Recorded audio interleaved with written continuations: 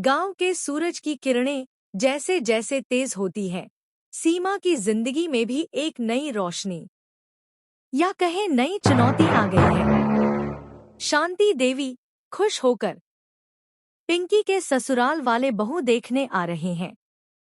और हाँ, सीमा, तू ही सारा काम संभालेगी। सीमा थोड़ा चौंकते हुए, मैं? पर माँ जी, ये तो बहुत बड़ा मामला है।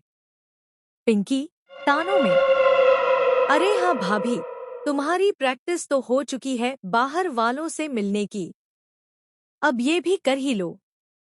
जहाँ सास के मन में उम्मीद है, वहीं ननद के दिल में जलन। और सीमा के लिए तो ये दिन एक अग्निपरीक्षा बन गया है।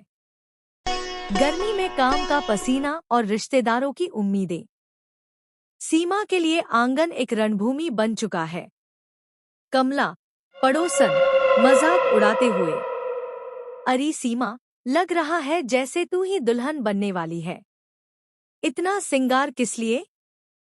सीमा मुस्कुराकर, अरे कमला दीदी, लड़की वाले आ रहे हैं ना, कोई गलती नहीं होनी चाहिए।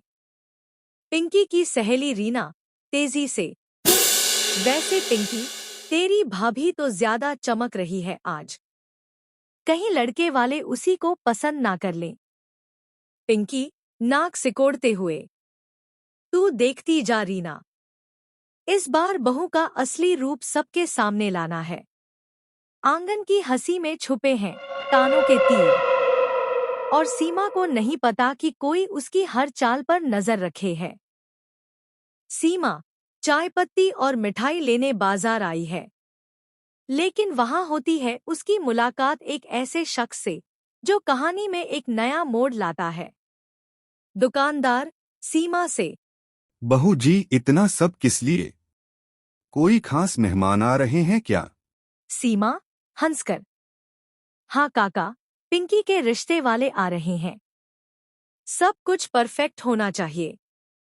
तभी पीछे से एक अनजान औरत की आवाज, रूपा, गांव की महिला, शक भरे लहजे में, सीमा बहन, तुम अब भी घर में सब ठीक मानती हो? कभी अपने इर्द गिर्द के लोगों पर शक भी कर लिया करो। सीमा चौंक कर, आप क्या कहना चाहती हैं?